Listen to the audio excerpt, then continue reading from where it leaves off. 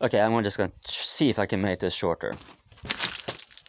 I have tried to be digging under here in order to drain the water that keeps coming in from here, which I hope the camera might pick up. You see, this is clean water coming in from behind the wall and all the dirt up there. Now, the water has just gone a little bit further down, so I'm just going to give up. The hole that I have made under reaches up until here. So I could conceivably open up here now, but I think I'm just going to let that be a winter thing. And then settle for this, because no matter how much it rains, the water level doesn't really rise much up. The drainage is fine there. It's just that the lowest point is not low enough to totally rid the water. And then now I'm just going to give up for the time being. So instead, I'll proceed then with reinforcing this. Here I had, last year when I made this, I took up all these rocks here. These have been taken up again. Yeah, it looked like this last year as well. And then I shoved all the rocks back down here. And I made, because of the bedrock curving inside, you know, they're holding very well. And then I made the foundation for the wall. And then I made this reinforcement here. So here there is like 2 rebars that are hooked in, just like you can see here.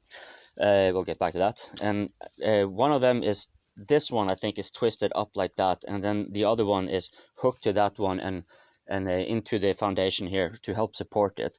So the idea here was mostly just to kind of keep more rocks back, so I didn't have to kind of fill up, and you know, just to be on the safe side. So, however, this improvisation requires me now to proceed if I want to make sure the structural integrity remains. And so that's why I have drilled in holes here and over there. And I have made like this rock. The rock here is very soft, so I'm not trusting that enough by itself.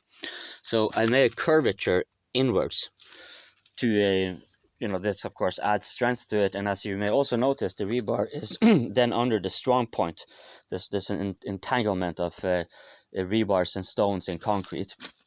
So it should put, and I will have a cover here now with the rocks and concrete under here to hold back the rock. And later I will be drilling somewhere around here, I think, because the water is not going to rise higher than this.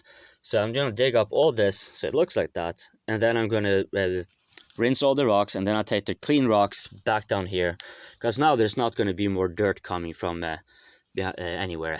Pretty much I've rinsed most of the mountain part side. You know, most things have been flushed, most of the dirt has been dug up.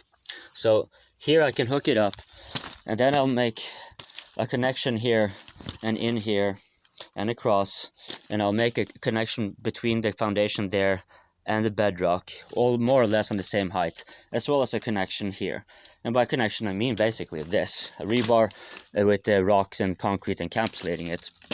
And then here I will be making then the nexus for the pillars that are going to be up here to make the ceiling. And yeah,